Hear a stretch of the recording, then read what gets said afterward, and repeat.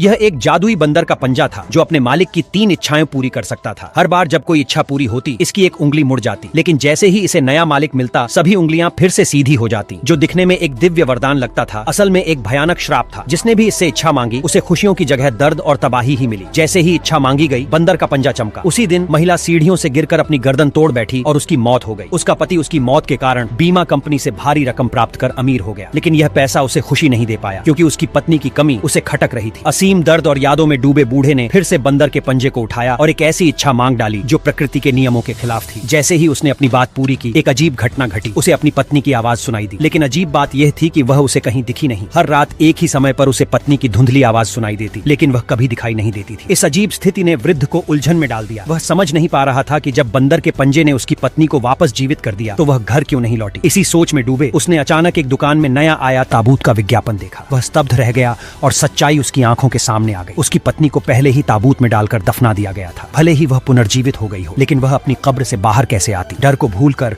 बूढ़े ने तुरंत अपनी पत्नी की कब्र खोदनी शुरू कर दी।